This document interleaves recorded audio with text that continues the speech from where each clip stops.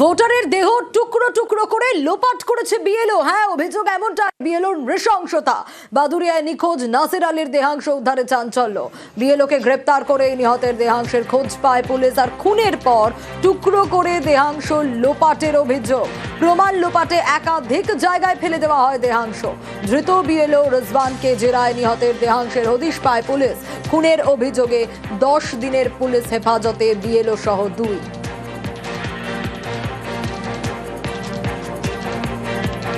বাদুড়িয়ায় নৃশংস এই হত্যাকাণ্ড, যেখানে ভোটারকে খুন করে দেহ লোপাটের অভিযোগ বিএলওর বিরুদ্ধে। কেন খুন? বাদুড়িয়ার নাসির আলী সম্পর্কে টানাপোড়েন নাকি অন্য কোনো কারণ রয়েছে এর পেছনে? ধৃত বিএলওকে জেরা করে জানার চেষ্টা করছে পুলিশ। কাকার কাছে একটা ফোন আসে যে আমি বাদুড়ি থেকে এলো বলছি, আপনার প্রয়োজনীয় কাগজপত্র নিয়ে আপনার নামে ভুল আছে, আপনি বাদুড়িতে আসেন। কাকা সন্ধ্যাবেলা যাতায়াতে কাগজপত্র নিয়ে বেরিয়ে পড়েছেন এবং তারপর থেকে 8টার থেকে কাকা ফোন করছে, তো কাকা ফোনে শুয়ে যায়। তারপর দিন সকালবেলা পার্শ্ববর্তী একটা যমুনা নদীতে কাকার বাইক আর জুতো পাওয়া যায়। আগামী কালকে রাত্রেবেলা কাকার দেহ 3 টুকরো, মানে 3 জায়গায় পাওয়া গেছে। কোথাও মাথা পাওয়া গেছে, কোথাও হাত পা পাওয়া গেছে, কোথাও বডি পাওয়া গেছে। আমাদের ধারণা যে মানে ইয়ালোর যে ফোন করেছিল সেই ব্যক্তির উপরে আমাদের সন্দেহটা হচ্ছে যে আমার কাকা একটা খুব ভালো মানুষ, তাকে এইভাবে যে নৃশংসভাবে যে খুন করবে, এটা আমাদের চিন্তা ভাবনা বাইরে। আমরা চাই যে অপরাধী যেন কঠোরতম শাস্তি এবং ফাঁসি পর্যন্ত আমরা দাবি করি।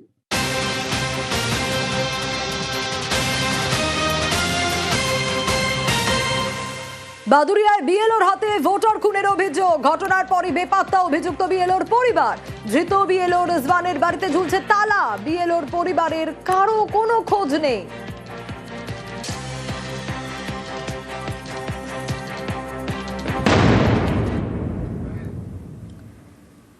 আর এবার নজর রাখবো এগরার দিকে। এগরায় পঞ্চায়েত অফিসে একেবারে তুলকালাম অবস্থা। পঞ্চায়েত দপ্তর কার্যত পার্টি অফিসে পরিণত হয়েছে। বিজেপি প্রধানের বিরুদ্ধে অভিযোগে বিক্ষোভ। এগরার 2 নম্বর বিবেকানন্দ গ্রাম পঞ্চায়েতে বিক্ষোভ দেখাচ্ছি সেই ছবি।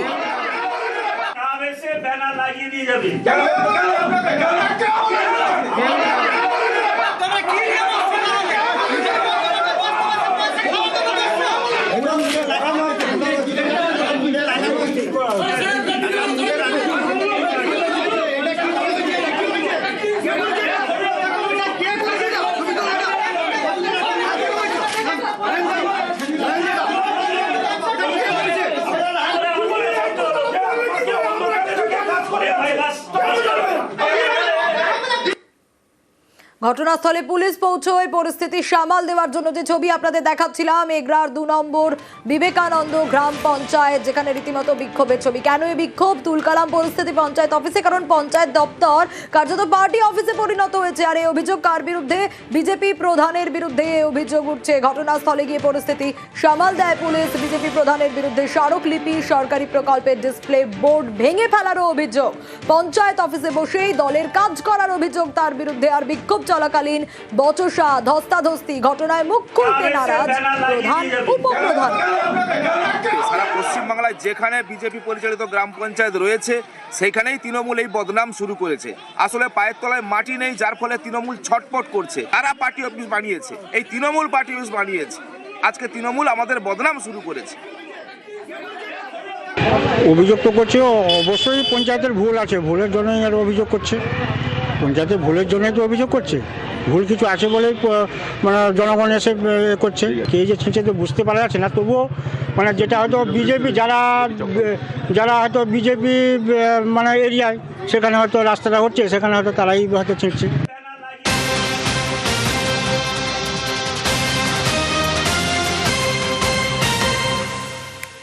আবাসের টাকা ঢুকতেই নেতা হাজির হয়ে গেছে। হ্যাঁ, অভিযোগের ভয় দেখিয়ে 8000 টাকা হাতানোর অভিযোগ ব্লক তৃণমূল যুব সহ সভাপতির বিরুদ্ধে। অভিযুক্ত নেতা পঞ্চায়েত সদস্যের স্বামীও। পশ্চিম মেদিনীপুরের ডেবরার ইসলামপুরের এই ঘটনা। ভয় দেখিয়ে 8000 টাকা হাতানোর অভিযোগ। বিডিওর কাছে অভিযোগ দিনমজুর উপভোক্তার। আমার জানা নেই, আমাদের যে যে পঞ্চায়েত আছে, সেই আমাদেরকে ঘরে এসে ধমকায় টাকা লিখে বলছে যে পার্টি ফান্ড করে নিয়ে। তারপরে প্রথম চাইছিল 10,000 টাকা, আমি প্রথম 1000 টাকা দিচ্ছি, 2000 টাকা, তারপর দিচ্ছে 8000 টাকা। ও বলছে কি টাকা দিতে হবে, ঘরের টাকাটা আমি ঢুকেছি, টাকাটা আমাকে দিতে হবে। তো আমি সেটা বিডিও অফিসে কমপ্লেন করলো। পাল্টা চক্রান্তের অভিযোগ অভিযুক্ত নেতা। যে ইলিয়াস খান আমার নামে অভিযোগ করেছে এবং ইলিয়াস খান কাছে আমার কোনো টাকা লেনদেন নেই। আমি যদি ওর কাছে টাকা নিয়ে থাকি তাহলে তো কিছু একটা ডকুমেন্টস থাকবে। ডকুমেন্ট যদি সে দেখাতে পারে তাহলে আইন যেটা কিংবা আমার দল যেটা বলবে আমি সেটা মেনে নেব। আমার এতে কিছু যায় আসে না, কেন আমি তো সৎ লোক, আমি দলের হয়ে অনেক কাজ করছি, অনেক প্রোগ্রামে খাচ্ছি, দলের স্বার্থে গরিব মানুষের অনেক কাজ করছি। এটা চক্রান্ত করতেছে, আদার্স কিছু নাই। বিজেপির কাছে কিছু টাকা ফাঁকা নিয়েছে। খতিয়ে দেখে ব্যবস্থার আশ্বাস বিডিওর। এক অঞ্চলে যেটা ঘটনাটা ঘটেছে ৮,০০০ টাকা নেওয়ার একটা অভিযোগ পাওয়া গেছে। তো ইমিডিয়েটলি ওই অভিযোগকে সত্যতা বিচার করা হচ্ছে এবং যদি যেটা সত্যি হয় তাহলে ইমিডিয়েটলি তার বিরুদ্ধে আইনানুগ ব্যবস্থা নেওয়া হবে। আচ্ছা, বিভিন্ন নেতা তারা কাটমানি নিচ্ছেন, বাংলার আবাসের বাড়ির টাকার কাটমানি চাইছেন, এই অভিযোগ বারবার উঠে এসছে। কিন্তু এবার যে খবর আপনাদের বলবো সেখানে ভিক্ষুকের থেকেও বাংলার বাড়ির কাটমানি নেওয়ার অভিযোগ। হ্যাঁ, একজন ভিক্ষুকের থেকেও 20,000 টাকা দাবি করেছেন, এমনটাই অভিযোগ পঞ্চায়েত সদস্যের স্বামীর বিরুদ্ধে। জেলা শাসকের কাছে অভিযোগ জানিয়েছেন সেই ভিক্ষুক মহিলা। আলিপুরদুয়ারের টটপাড়া 2 নম্বর গ্রাম পঞ্চায়েতের এই ঘটনা। ঘর পাই নাই, সবাই ঘর পাইতেছে, আমি ঘর পাই নাই, মাসের ঘরে ঘুমাই। ওই জন্য পঞ্চায়েতে 20,000 টাকা চাইছে। আমি কই যখন পয়সা পাবো তখন করে কিছু করে দিব। ওই জন্য ঘর নাই, এখন ঘরের নাম নাই। পঞ্চায়েতে। কি নাম? শিবু। কোথায় বাড়ি? মহাকাল চৌপতি খাতপাড়া। ঘরের কাগজ দেওয়ার আগেই চাই। খুলেছেন এলাকার আরো বাসিন্দারাও। ঘর পেতে হলে হাঁসের মাংস খাওয়ানোর দাবি। অভিযোগ পঞ্চায়েত সদস্যের স্বামীর বিরুদ্ধে, আর অভিযোগ অস্বীকার পঞ্চায়েত সদস্যের স্বামী। বলে কি আমাকে এত টাকা লাগবে, 20,000 টাকা দিলে আমি ঘর দিব, 20,000 টাকা না দিলে আমি ঘর দিব না। আবার আসে বলে কি আমাকে হাঁস খাওয়াইতে লাগবে, আমাকে মদ খাওয়াইতে লাগবে, আমাকে এই খাওয়াইতে লাগবে, আমার তাহলে আমি দিব। কারা বলে? হ্যাঁ, পঞ্চায়েত বলে। পঞ্চায়েতে ভালো না, আমার বাবার নাম আছে, বাবার আমার নাম আছে, সংঘ অধিকারীর বাবার নাম আছে আমার। হ্যাঁ, দিল না। নাম থাকার পরেও আমার বাবার কাগজপত্র সবকিছু নিয়ে গেল, নিয়ে যাওয়ার পরেও তাও আমার বাবাকে কিছু দিল না। হ্যাঁ, তাহলে এই গরিব মানুষ যদি না পায় তাহলে কে পাবে?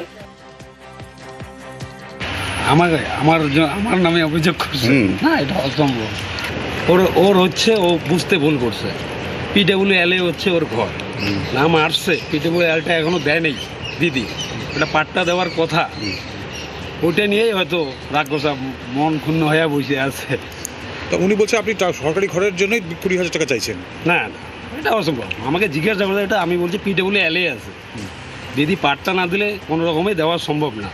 আর ফাইনাল যে লিস্টে আমার 61টা ঘর নাম নাই, এরকম কোনো কথাই হয়নি আমার সাথে।